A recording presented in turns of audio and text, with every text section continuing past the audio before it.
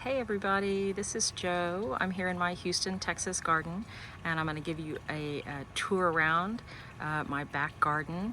It's a cottage butterfly garden, and this is a black swallowtail butterfly chrysalis. If you look back at last week's video, you can see him just starting to make his chrysalis, so I thought I'd show you how beautiful and awesome it is this week. Things are looking beautiful. I've had a couple of things die weirdly, like this whole clump of parsley died, and I ended up putting some little basil seedlings that I had already. But then on the other side of the yard, I had two enormous fennel plants die. And so I've been moving caterpillars that were on dying plants into little enclosures. Okay, I have the answer to a question. If y'all have seen my videos, you've seen my favorite little zinnias. They're so sweet, and a couple of people thought they were Blackfoot daisies, which is a native Texas plant. I happened to go to the plant store and found more, and so I've got a name for you. They're called crystal white zinnias, and I just love them. This is about as big as they get. This one actually lasted from last year. I just put a big box over it during our one really hard freeze. And other than that, it has survived and done really well. And so I bought several, and I'm making a little sort of edging of them. And I thought I would go back here and show you these two sunflowers. I'm trying to put in pale yellow. And I wanted things, I really like things that float above the main garden. And so that's one of the reasons I like these cleones. They're a little scraggly now, but it's one of the things I like about them is how they float. And so one of the things I wanted to do this year was see if I could find a pale yellow sunflower that would sort of float up above everything else. So I tried two sunflowers. This one, which is more yellow than I wish it was, is called something like Sulongiola lemon. I'm not sure that's, I can put it in the description if anybody's wondering. I can't remember how it's spelled, but I like the height of this. I wish it wasn't quite so yellow, but I like the wispy, and it floats just above this black and blue salvia, which I've already started deadheading. And so, but it floats just above that. The other one that I actually do like, it's got a little bit different spirally looking petal. That is called, oh gosh, I'll have to think about it. I have a tag there. But it's sort of, I need a combination of these. I like this color yellow, but I like this height. Let's see, what was that other one called? It's called Vanilla Ice. And it's still, obviously it's not vanilla, it's still yellow, but I like that pale yellow. So anyway, I'm looking for a combo, but I'm looking for things that float up above. That's another reason I love this carrot. It just floats above the rest of the garden. And then this Tutti Frutti agastache, when it gets tall, you can see all of the little buds are starting to grow up, and they're gonna float around. And then my one self-seeded Verbena bonariensis is just floating. I would love to have more. I planted some about 2 years ago, and that's got to be where the seed came from, but they were not happy in Houston. I think they didn't like the humidity, and they got powdery mildew. But I would love to have this floating all around, and I like the visual of self-seeded plants. And so this is like perfection. That's exactly what I want. It's one of my favorite plants. It seeded itself right in the middle, floaty, wonderful. I like that is the fennel plant that is still alive. Two of them died back there, but all the floatiness, and again, that's a giant carrot back there. So that is one of my favorite things that's been happening out here. And my Excellence von Schubert rose. It's so beautiful, and it just keeps going. I trimmed it really, really hard about 2 months ago, and it has bloomed again. Now, let me climb back here. Of course, a bunch of my more zinnias came out orange, but I'm here for the butterflies, so I'm leaving them. Oh, here's one of those Echinacea pallida. Isn't that just the kookiest looking little echinacea? And that is not a cultivar. That is a native to the United States. I'm not sure. There might be some in Texas growing in the wild, but mostly I think it's a plains plant. Sort of Kansas probably has those out in the wild. I think they're awesome. Let me climb back through here without tripping on myself here. And then I do think I have one. I think this is that lime, like cherry lime zinnia. I don't know what the heck all this purple nonsense or orange nonsense is. It looks great with purple. Purple and orange is such a nice combo. But this is what I'm really liking. I have to say I'm a little less impressed with that flower. I was hoping they would be prettier than that. But I think that's the sort of lime series of zinnias. I'm waiting for this giant blue Cape plumbago to finally bloom. I think it's getting ready to. And then, oh, another thing, you can just see the very first one right there. The flowers on that miscanthus maiden grass in the middle of the garden are starting to come up, and that's another floaty thing that will sort of take place. It will have those beautiful inflorescences for really until the end of the year, and that will hold that place. A bunch of these things, they don't take the Texas heat. They're just little, cooler weather annuals that will keep that floaty look, but that'll hold the floaty look for the rest of the year, and certainly throughout the summer.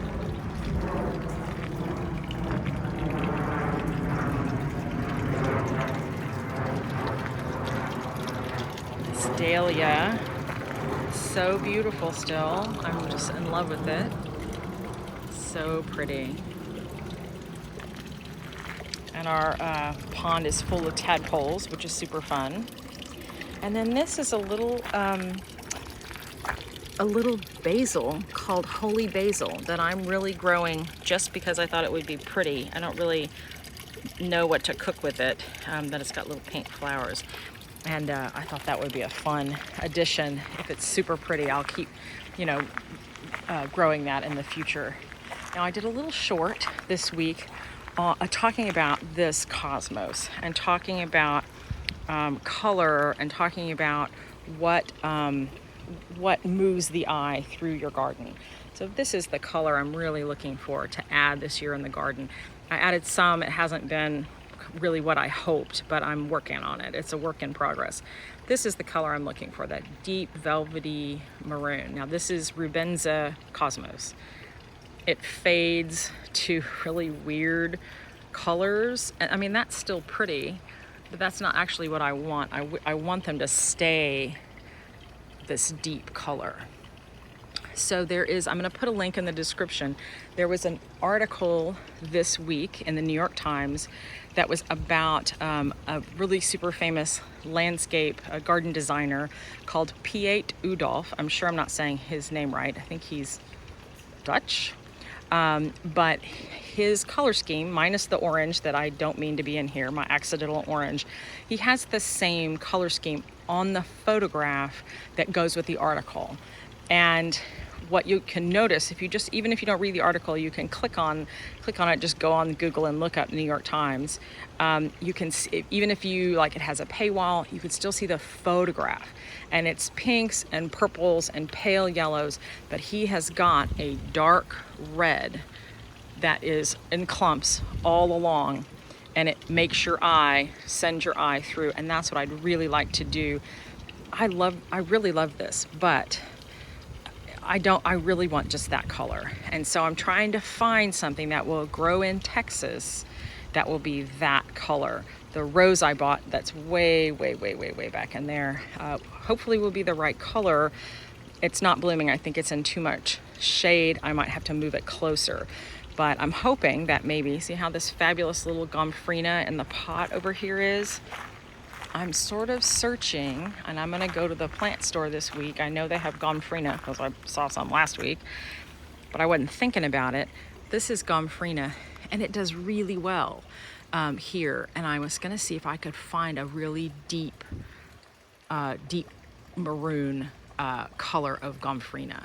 And so I'm thinking that might be an answer to what I'm looking for, to be able to put some. And of course that was supposed to be 2 feet tall, and it's actually almost 4. It probably is 4.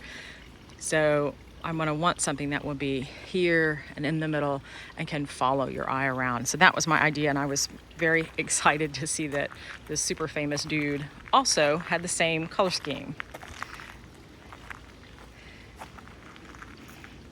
This carrot is so fabulous. I'm still happy with it. It's just great. And this, I had a couple of the liatris. I had one come up that was white, and I think I'm gonna have 2 more white ones. And I just, I sort of got a mixed bag. I didn't realize that it was a mixed bag. But I really like it. Oh, I'm so excited. So, I have all of this Amy, which is in the carrot family. It's all that white back there. Oh, sorry, I've got a big airplane.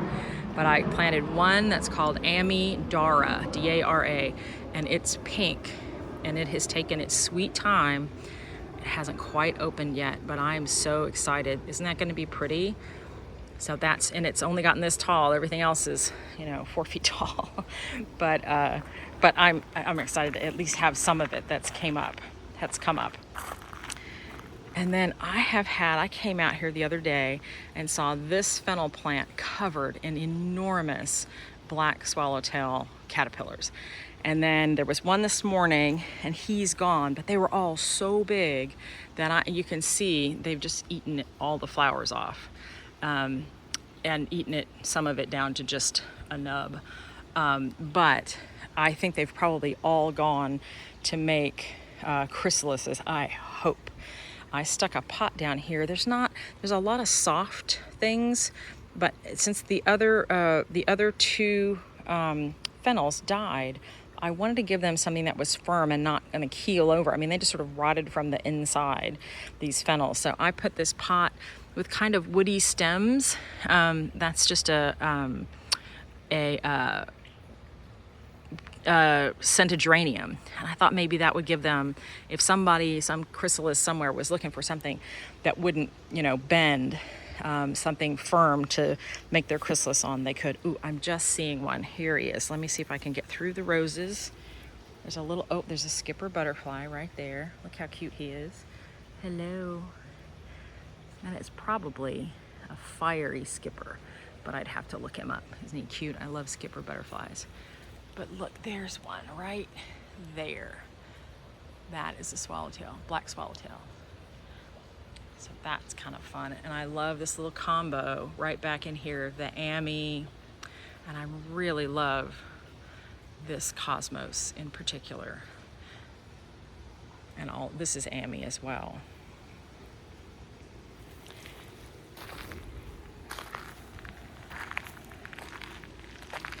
One of the things I'm glad I did was when I bought last year, when I bought this really big, tall pentas, I bought 2 colors. I love that pale pink. I've had that in other places in the front yard, but I got this really, really deep pink.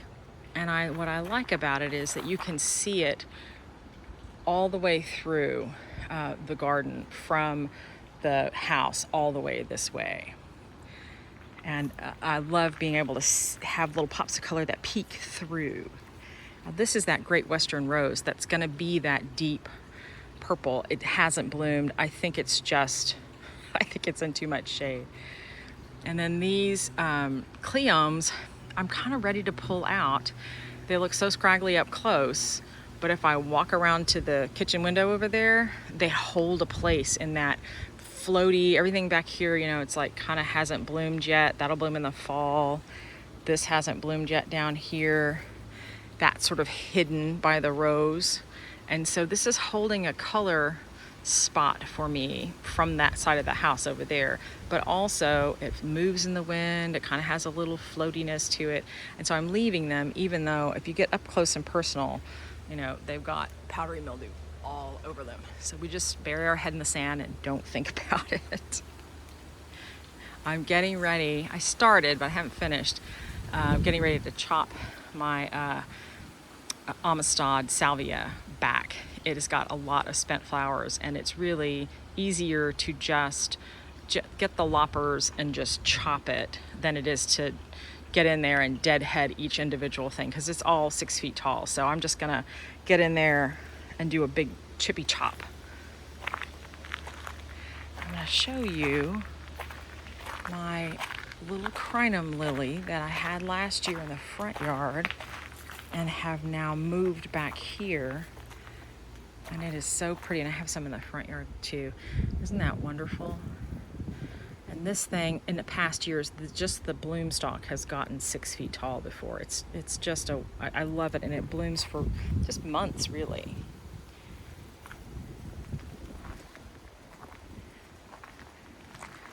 And I think this oak leaf hydrangea is so beautiful. When the blooms have been on for a while, they start to turn this lovely shade of just blush pink. And I think that is, honestly, I think that's prettier than just when they're creamy white. I think that's the prettiest. And this really has bloomed beautifully this year. But I will trim it off before next year. It's too tall and goofy. I want to make it a more rounded shape, but I didn't know what I was doing, and so I didn't know to do that. It was too late. The squirrels are here. The squirrels, I planted something new in here, and I didn't put this little cage on because I didn't want to smush this. And this is what I woke up to, was this, and this is cleaned up. It's a hot mess. Now I moved, I'll show you my pretty, isn't that pretty? That angel wing begonia. And then I've got this American beauty berry back here that's starting to bloom. We're really here for the berries. And I don't think I'd ever seen it bloom before, but look at those sweet little pink flowers. I just love it. And that's gonna be all really bright fuchsia berries. Now I had one in the front yard that was in the sun, and it was not doing well, and so I moved it back here. It looks pitiful, but I planted it, and I'd forgotten I had this little sweet spire. That's a native Texas plant. This is too native Texas plant that has really deep purple foliage in the fall, and so I'm glad I remembered that. I didn't accidentally dig it up. And I'm taking you in the depths because this wax myrtle has been in the ground for about 3 months, and so I am taking it up. I limbed it up to make it more like a tree. I'm still getting some sun up here, but what I did is I just picked a height.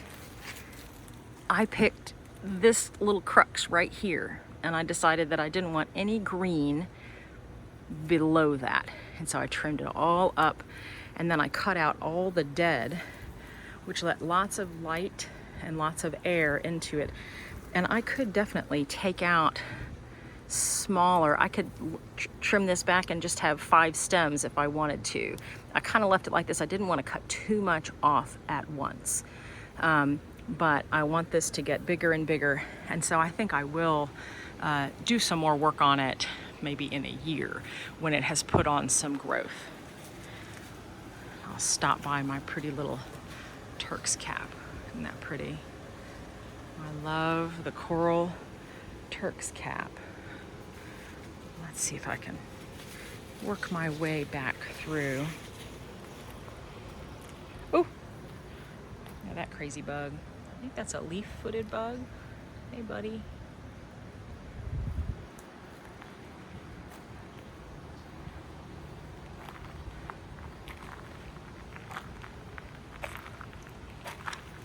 our buddy, Miss Doubtfire. Hello, pumpkin. Are you my helper? Such a little helper. I'm gonna say hello to the people.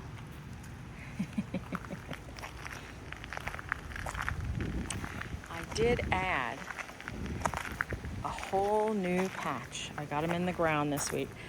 That's all that Gulf Coast penstemon, which I realized is also called Brazos penstemon. There is a Brazos River that goes all through Texas. That's got to be where the name comes from. So if you're looking for that, it's Gulf Coast penstemon, but also Brazos penstemon, same plant. But I recommend it, and this is almost, this is mostly shade. Late afternoon sun gets under here, and I'm gonna work my way back and show you. This is that inland sea oats. That is the native Texas grass, and it grows in the shade, which you can't find grasses that grow in the shade very easily. This is a fabulous, fabulous plant. And somebody was telling me in the comments that you can clip that off. I think you spray it with glycerin, and they look beautiful. They'll last forever, years inside, and you can put them just by themselves in a vase or in a floral arrangement, and they're beautiful all winter. They do reseed. They're easy to pull up after a big rain. Then the ground is soft enough you can get them pulled up.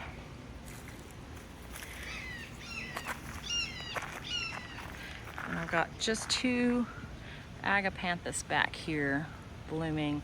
It's one of my favorite flowers, but it's finicky as heck. So I don't have a lot of good luck with them. Cousin It, so beautiful. I love Cousin It. And then the orange crocosmia, which I left, it is still so beautiful. And again, something else you can just put in a floral arrangement are just the spent stems. They're so cool looking. I love those as well.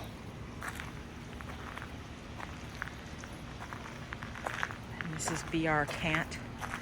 It's coming back out, and I've neglected this rose pretty well the last couple of weeks. I haven't clipped anything back.